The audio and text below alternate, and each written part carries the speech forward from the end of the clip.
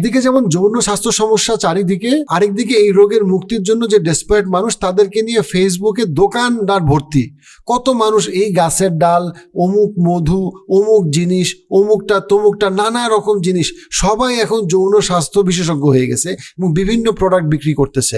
এগুলার আসলে ভবিষ্যৎ কি? আমরা কেমনে বুঝবো কোন প্রোডাক্টটা আসলে উপকারী আর কোন প্রোডাক্টটা ক্ষতিকর? যৌন স্বাস্থ্য সমস্যা একটা অতি স্পর্শকাতর সমস্যা এবং এটার চিকিৎসা তার কাছ থেকেই নিতে হবে যার এই বিষয়ে ভালো পড়াশোনা রয়েছে। অনেক সময় দেখা যায় যাদের যৌন সমস্যা আছে তারা বিভিন্ন জায়গা থেকে চিকিৎসা নিচ্ছে, কবিরাজকে দেখাচ্ছে, উল্টাপাল্টা ওষুধ খাচ্ছে, এমন মানুষের কাছ থেকে চিকিৎসা নিচ্ছে যাদের এই বিষয়ে আসলে কোনো পড়াশোনাই নাই। তো আমরা যদি যৌন স্বাস্থ্য সমস্যাটা ভালোভাবে সমাধান করতে চাই তাহলে এমন জায়গা থেকে আমাদের চিকিৎসাটা নিতে হবে যার এই বিষয়ে একটা সঠিক জ্ঞান আছে এবং যে সঠিক চিকিৎসাটা দিতে পারবে।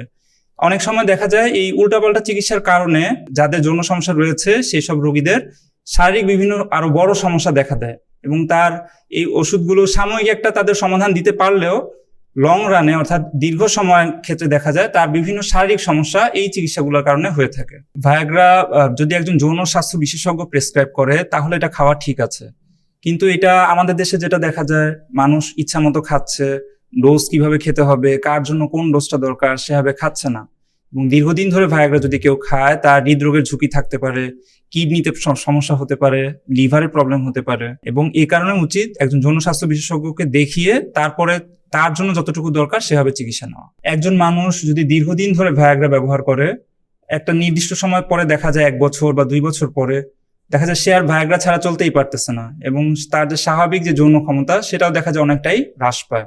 এই যে আপনারা দেখা যায় অনলাইনে বিভিন্ন ওষুধ নিচ্ছেন, পাউডার, মলম না জেনেই নিচ্ছেন, এটার যে স্বাস্থ্য ঝুঁকি আছে এই সম্বন্ধে জ্ঞান না রেখেই এই জিনিসগুলো ব্যবহার করছেন। তো এইটা আসলে দীর্ঘ সময় ধরে যদি এটা ব্যবহার করেন, এটার যে স্বাস্থ্য ঝুঁকি আছে সেটা সম্বন্ধে না জেনেই যদি ব্যবহার করেন তাহলে এই রিস্কটা কে নিবে? অনেক সময় দেখা যায় যৌন সমস্যার মেইন কারণ থাকে মানসিক সমস্যা এবং মানসিক সমস্যার চিকিৎসা না করেই একজন রোগী দেখা যায় দীর্ঘদিন ধরে বিভিন্ন ডক্টরের কাছে যেতে থাকে, বিভিন্ন ধরনের চিকিৎসা নিতে থাকে, কিন্তু তার যৌন সমস্যার কোনো সমাধান হয় না। এইসব ক্ষেত্রে যদি একজন ট্রেইনড যৌন স্বাস্থ্য বিশেষজ্ঞকে যদি দেখানো হয় এবং তার মানসিক সমস্যা থাকলে সেটার যদি চিকিৎসা করা হয় তাহলে কিন্তু তার যৌন সমস্যাটা সমাধান করা সম্ভব। যৌন স্বাস্থ্য সমস্যার মধ্যে প্রতি 4 জনে 1 জনের সমস্যার কারণ থাকে পারফরম্যান্স অ্যাংজাইটি এবং যেটা একটা মানসিক সমস্যা।